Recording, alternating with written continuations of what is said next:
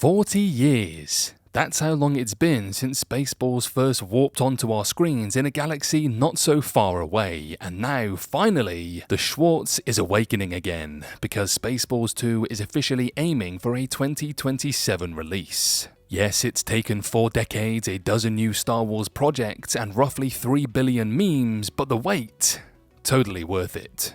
In fact, it might be the best thing that ever happened to this long-awaited parody sequel. But before we blast off, hit that subscribe button like it's the self-destruct button on Mega Made, smash the like, leave a comment below, bonus points for using yogurt quotes, and if you're feeling generous, sign up for channel membership. It keeps the radar jammed and the jokes coming. Alright, buckle up, we're going plaid. So, legacy sequels often wobble under the weight of nostalgia, but Spaceballs 2 feels different. Why? Because the Star Wars universe has mutated, evolved, and in some cases completely lost the plot over the last 40 years, and that gives Mel Brooks and his crew a treasure trove of material to lampoon. The original film had just 3 Star Wars movies to parody. Now, they've got trilogies, spin-offs, animated series, morally complex helmeted anti-heroes, and more groaning-juicing lightsaber reveals than a Sith therapist could handle. The teaser trailer for Spaceballs 2 doesn't show much footage, but it does something arguably better. It nails the tone. It's a text crawl send-up so meta it lists every single franchise, sequel, reboot, and streaming exclusive that dropped since 1987. From The Rise of Skywalker to Baby Yoda memes to Spaceball the Flamethrower, the teaser screams, "We know it's been a while, and yes, we've been watching."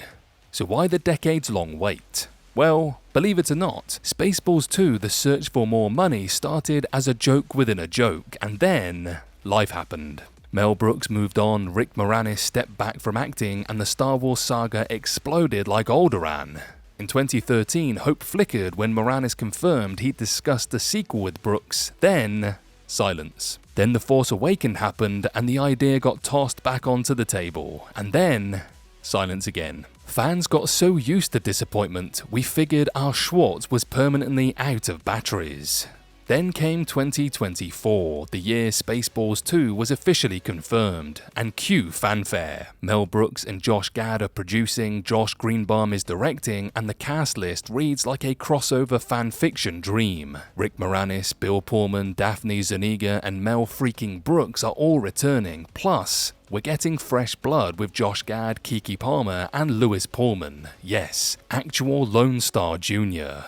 That's not just clever casting, it's comedic symmetry. A Pullman playing a Pullman who parodies a Skywalker who parodied a hero.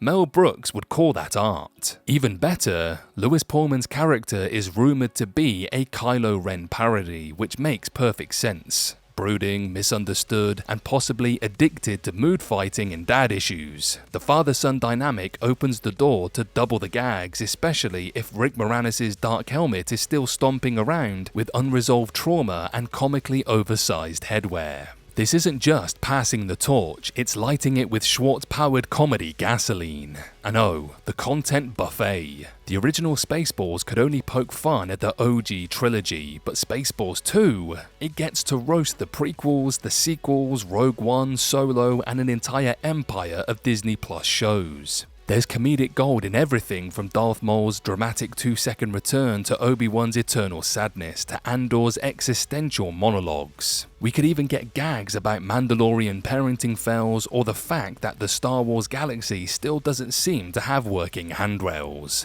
But what's even more exciting is that Spaceballs 2 can actually get away with being more critical. The original trilogy was practically sacred in the 80s, so Spaceballs was more loving homage than critique. But now, the fandom is more divided than a Jedi Council during a group chat. There's room for bite, not just gentle ribbing, but the kind of sharp satire only Mel Brooks can deliver, and we need it now more than ever. At the end of the day, Spaceballs 2 isn't just about parodying Star Wars, it's about poking fun at the Hollywood machine, at sequels made for cash grabs, reboot fatigue, and the fact that somehow, no matter how many planets get destroyed, everyone still ends up related. It's Brooks' chance to once again laugh at everything we take too seriously and remind us that in a galaxy overloaded with lore, a good fart joke still wins the day.